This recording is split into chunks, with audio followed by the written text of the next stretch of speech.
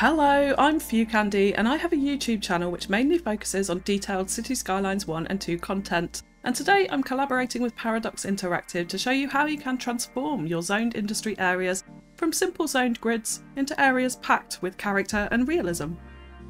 Often when you start a city you fall into the trap of wanting to get up and running quickly and use a simple grid structure to mass zone in a ton of industry, which satisfies your job demands and helps you reach milestones more quickly, but can sometimes leave you with huge, sprawling areas which perhaps don't blend well into the rest of your city.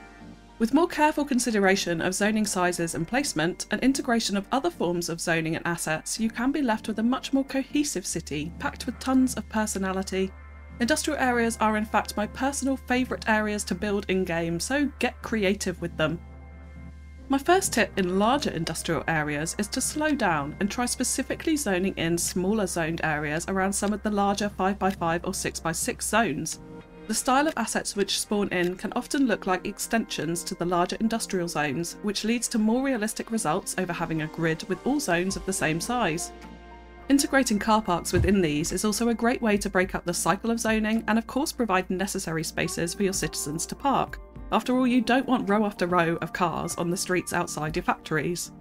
And don't be afraid to also leave some green space or add smaller commercial units for the workers to enjoy a break with their lunch. Industrial areas in reality aren't always packed wall to wall with buildings, so another great way to add some realism is to integrate a small stone quarry which does not need to be placed on any specific natural resources in order to function. Make the extraction zone small to avoid any large excavators spawning in, and try wrapping the area around other zoning to create more interest. You can also then add the illusion of stone piles or storage often found around industrial areas in real life by simply raising the land inside the extraction zone slightly in a few different places to provide the illusion of stone piles. Introducing other assets to your industrial districts is another great way to add more character. Think about the bus depot. These are often found outside of town centres in more light industrial purposed areas. Teaming this with a few smaller industrial zones, plus potentially even some office and a couple of commercial units, can help to blend these necessary assets in more seamlessly and realistically into your city. And finally, don't be afraid to go small.